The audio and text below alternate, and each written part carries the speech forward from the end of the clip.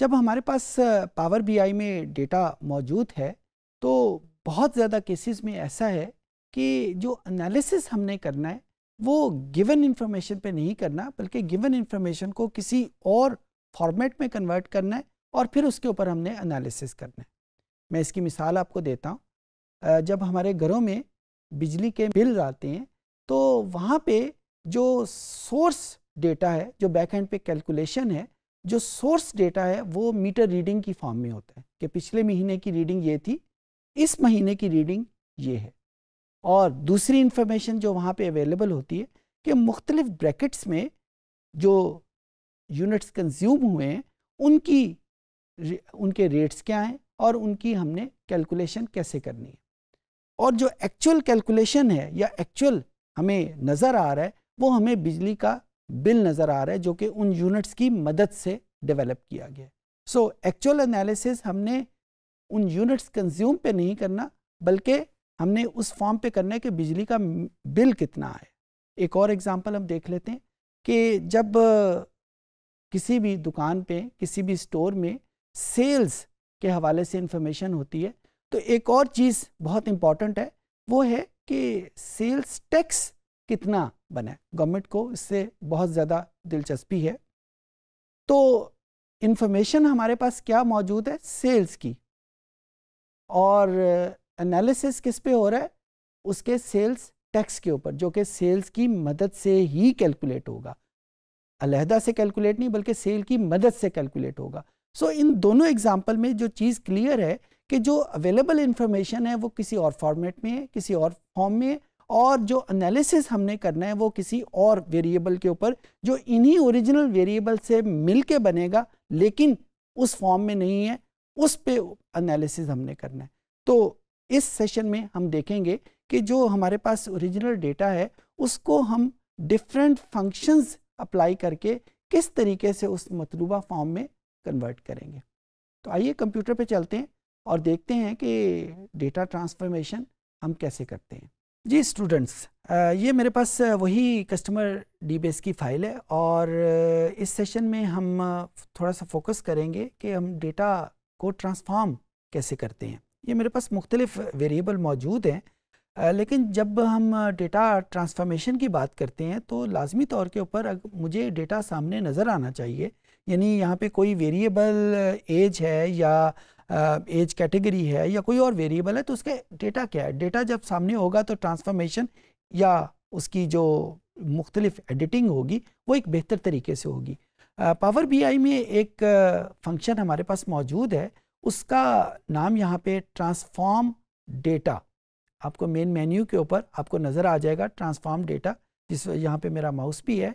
इसको यहाँ पे क्लिक करेंगे और जो ही हम इसको क्लिक करते हैं तो जो हमारी डेटा फाइल है वो आपके सामने एक एडिटर में ओपन हो जाती है। अच्छा, इस एडिटर में जहाँ पे मेरे पास ये सारा डेटा लिखा हुआ है वहाँ पे मेरे पास ऊपर इसके हेडर में एक कमांड भी लिखी हुई है और बेसिकली ये वो कमांड है जिसको पावर बीआई बैक एंड पे यूज़ करती है इसको, इस डेटा फाइल को शो करने में।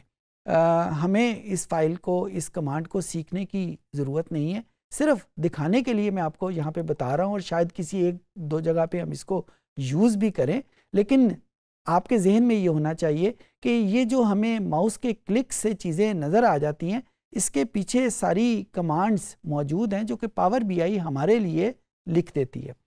अच्छा, अब यहाँ पे मेरे पास जो वेरिएबल है और उनमें से मैं फॉर एग्ज़ाम्पल आपको बताता हूँ कि ये जेंडर का जो वेरिएबल है ये मेरे पास 1 और 0 की फॉर्म में है। अब मैं अपनी किसी रिक्वायरमेंट की खातर 1 की जगह फीमेल लिखना चाहता हूँ और 0 की जगह मेल लिखना चाहता हूँ। तो यहाँ पे ये जो मेन मेन्यू है इसमें ट्रांसफॉर्म को क्लिक करूँगा। इस ट्रांसफॉर्म को जो क्लिक किया तो ये मुझे बहुत सारी ऑप्शन यहाँ पे प्रोवाइड कर रहा है। इन सारी ऑप्शन में मुझे एक जगह पे आपको मिल जाएगा कि इसकी ट्रांसफॉर्मेशन कैसी होगी। ये हमारे पास मौजूद है रिप्लेस वैल्यू को। इस रिप्लेस वैल्यू को जो ही हमने क्लिक किया तो यहाँ पे रिप्लेस वैल्यू का एक आइकन बना हुआ आ जाएगा। लेकिन यहाँ पे जो इम्पोर्टेंट बात वो ये है कि ये किस वेरिएबल की वैल्यू को रिप्लेस करेगा। यहाँ पे कहीं पे भी वो नहीं लिखा हुआ।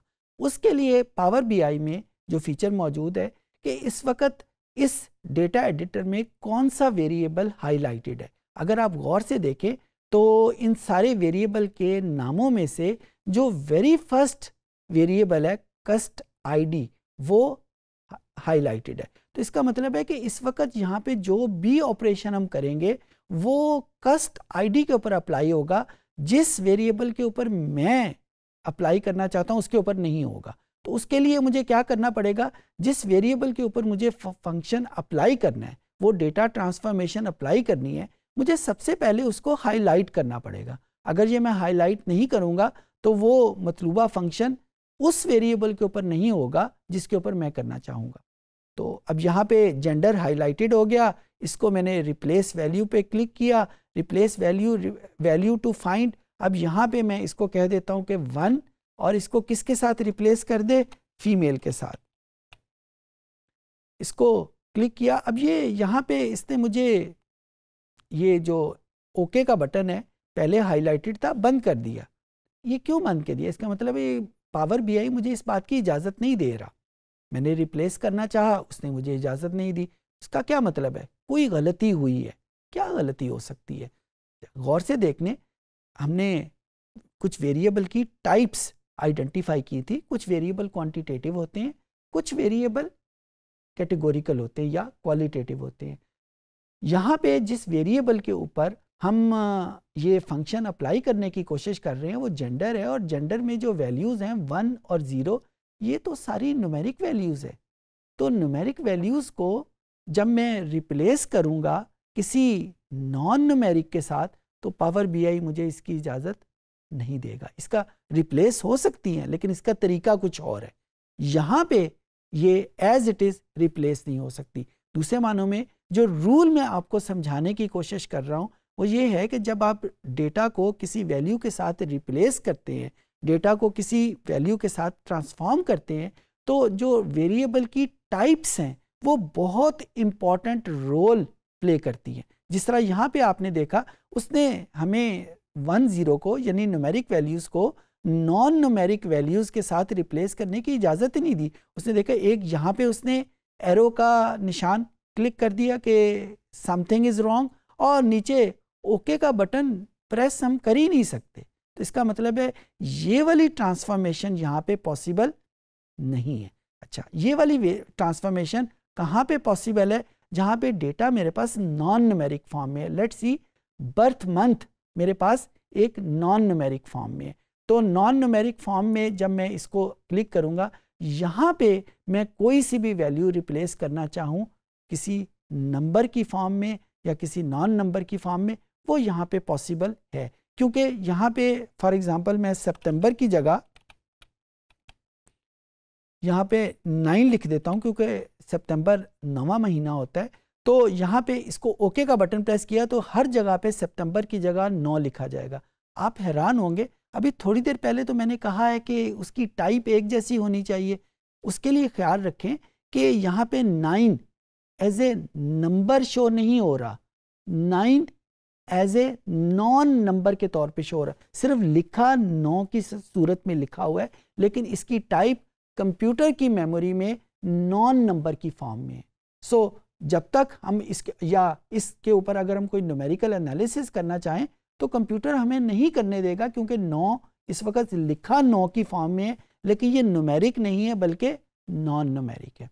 सो पहला रूल जो हमने सीखा वो ये सीखा कि जब हमने डेटा को ट्रांसफॉर्म करना है तो हमने डेटा की टाइप्स का बहुत ख्याल रखना है। अच्छा, एक और चीज़ यहाँ पे हम करते हैं, ये फंक्शन जो हमने किया, लेट्स से हम कहते हैं ये तो गलती हो गई हमसे, हमने तो ऐसा नहीं करना था, यानी हमने इसको अनडू करना है। तो अनडू करने के लिए पावर बीआई में एक बहुत इंपॉर्टेंट फीचर मौजूद है। यहाँ पे देखें राइट हैंड साइड के ऊपर जो भी कमांड हम करते जा रहे हैं वो लिस्ट होती जा रही है। अब लास्ट टाइम हमने जो कमांड अप्लाई की थी वो रिप्लेस्ड वैल्यू की थी। अब अगर मैं इसको अनडू करना चाहता हूँ, इसको ख़त्म करना चाहता हूँ, तो मैं सिंपल ये जो क्रॉस का निशान बना हुआ है इसको क्लिक करूँगा तो ऑटोमेटिकली जो फंक्शन मैंने परफॉर्म किया था वो अनडू हो जाएगा। मैंने सितंबर को 9 किया था, अब 9 की जगह दोबारा सितंबर आ गया। सो जो भी प्रोसेस मैं यहाँ पे करता जा रहा हूँ वो पावर बीआई मुझे यहाँ पे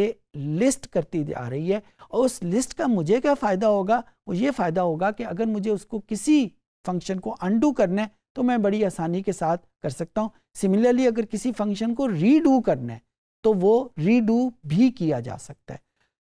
अच्छा, अब यहाँ पे ये मेरे पास ABC यानी बर्थ मंथ मौजूद हैं। मैं अपनी किसी क्यूरियोसिटी के लिए ये जो स्मॉल ABC लिखी हुई है इसको कैपिटल में चेंज करना चाहता हूँ, यानी अपर केस में चेंज करना चाहता हूँ। तो यहाँ पे आप देखें एक जगह पे आपको नज़र आ जाएगा फॉर्मेट। फॉर्मेट को क्लिक किया तो कुछ ऑप्शन आपके सामने आएंगी। एक लोअर केस की है, लोअर केस का मतलब है कि जो ऑलरेडी हमारे पास अपर केस में मौजूद है उसको लोअर में बना दे।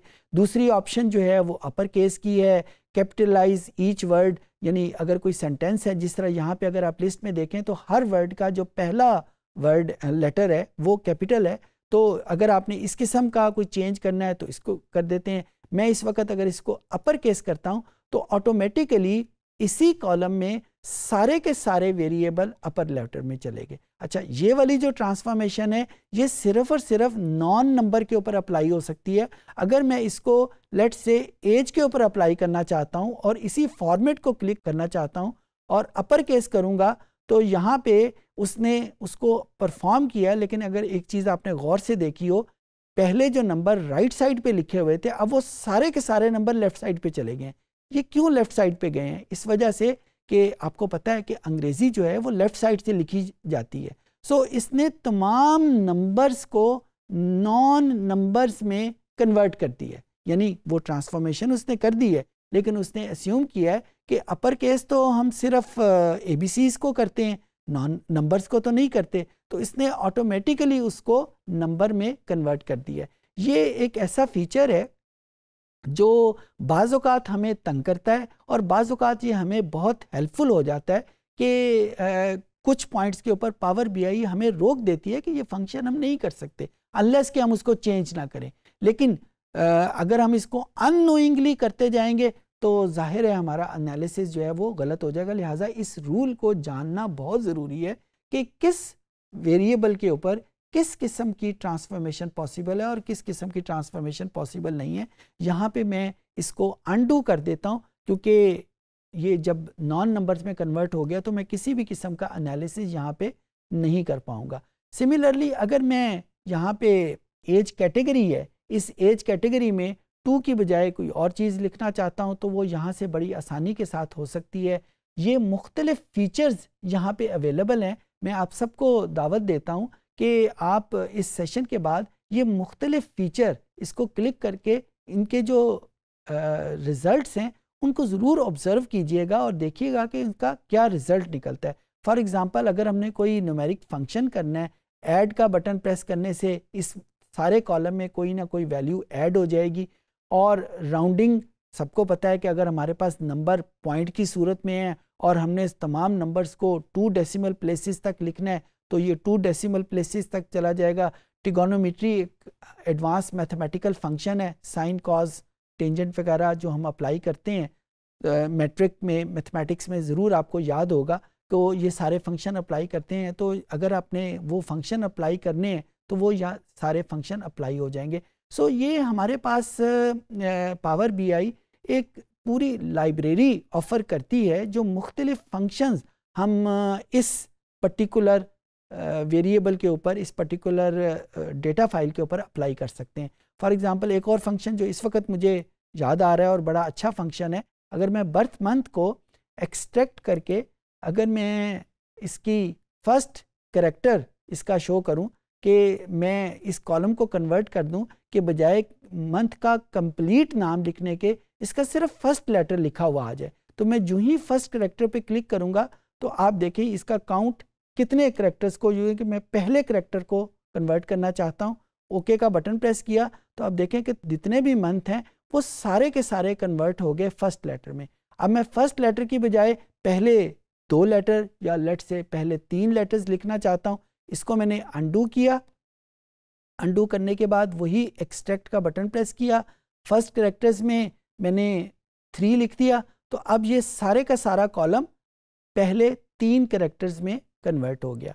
ये फंक्शन हम कहीं पे भी किसी भी वेरिएबल के ऊपर अप्लाई कर सकते हैं। इसी तरीके से अगर फर्स्ट कैरेक्टर की बजाय मुझे लास्ट कैरेक्टर चाहिए या दरमियान में से कोई कैरेक्टर चाहिए, लेट से मैं दरमियान तीसरे कैरेक्टर से शुरू होकर 2 कैरेक्टर्स यूज़ करना चाहता हूँ, तो ये कन्वर्ट हो जाएगा कि हर थर्ड कैरेक्टर से जो आगे 2 कैरेक्टर हैं वो इसने लिखने शुरू कर दी। जहाँ पे वो अवेलेबल हैं वहाँ पे लिख देगा, जहाँ पे अवेलेबल नहीं है वहाँ पे वो खाली जगह छोड़ देगा। सो ये वो मुख्तलिफ फंक्शंस हैं जो हमें पावर बीआई अप्लाई करती है। एक और चीज़ बहुत स्ट्राइकिंग है जो आपने, मुझे नहीं पता फील की है या नहीं की, मैं कोई भी फंक्शन जब परफॉर्म करता हूँ तो वो ओरिजिनल कॉलम ही में चेंज कर देता है, उसको कोई अलहदा कॉलम उसके लिए जनरेट नहीं करता, बल्कि उसी कॉलम में चेंज होती है। उसका नुकसान क्या होता है कि मेरे पास ओरिजिनल इंफॉर्मेशन लूज़ हो जाती है। अगर बाद में फॉर एग्जांपल इसमें मैंने बर्थ मंथ को फर्स्ट कैरेक्टर में कन्वर्ट कर लिया अपनी किसी रिक्वायरमेंट के लिए, और बाद में मुझे कंप्लीट बर्थ मंथ नेम की ज़रूरत पड़ी, तो उसको तो मैं यूज़ ही नहीं कर सकता, उसको मैं बना ही नहीं सकता। सो यहाँ पे ये बहुत इम्पॉर्टेंट फीचर है कि हम डेटा ट्रांसफॉर्म करते वक्त इस चीज़ को जहन में रखें कि जो ही हमने ट्रांसफॉर्म किया, जो ओरिजिनल इंफॉर्मेशन है वो हम लूज़ कर देंगे। उम्मीद है कि चीज़ें आपको समझ आ गई होंगी। इस सेशन में हमने देखा कि जब हमारे पास डेटा रिक्वायर्ड फॉर्म में नहीं है तो हमने डेटे को रिक्वायर्ड फॉर्म में कैसे कन्वर्ट करना है, कौन सी ट्रांसफॉर्मेशन पावर बीआई में अवेलेबल हैं, उनको कैसे यूज़ करेंगे, डेक डेटा एक्सचेंज उसको हम कैसे यूज़ करेंगे और उसके फीचर्स क्या हैं। ये सारी चीज़ें हमने आज के सेशन में सीखी। उम्मीद है कि ये चीज़ें आपको समझ आ गई होंगी।